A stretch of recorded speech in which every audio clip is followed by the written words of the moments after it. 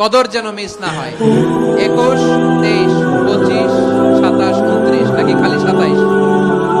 ফালতামিসু feel আশরিল আওয়াখিরি মিনাল বিদ্রি, রমজানের শেষ দশকের ফজর রাতগুলোকে কদর হিসেবে তালাশ করো।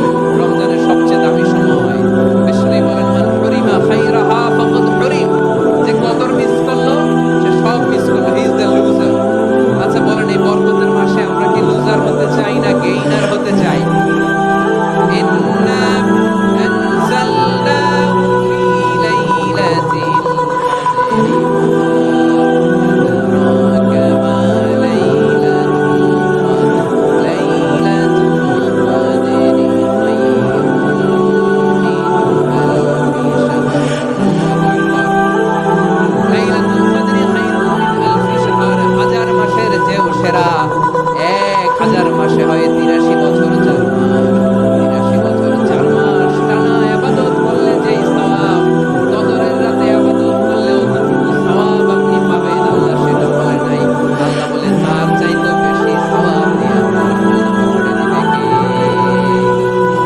কদর যেন মিস না হয়। 21, 23, 25, 27, 29 নাকি খালি 27?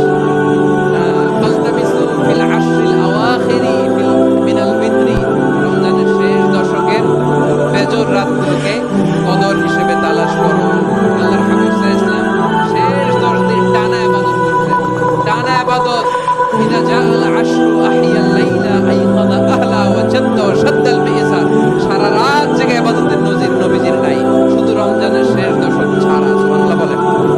নিজেও ঘুমাতেন না, ফাতেমা রাদিয়াল্লাহু তাআলা কাউকে ঘুমাতে দিতেন না, সবাইকে জাগিয়ে তুলতেন। আমরা সারা রাত জেগে ইবাদত করব, রাজি আছেন তো? কদর যেন আমাদের মিস না হয়। আজকে থেকেই ক্যালেন্ডারে মার্ক করে রাখেন, সব কাজ পেছনে ফেলে, সব ব্যস্ততাকে পেছনে ফেলে ইবাদতের জন্য আমরা প্রস্তুত থাকবো কদরের রাতে। কোনোভাবে কদর যেন আমাদের মিস না হয়, ইনশাআল্লাহ। বলেন তো সবাই।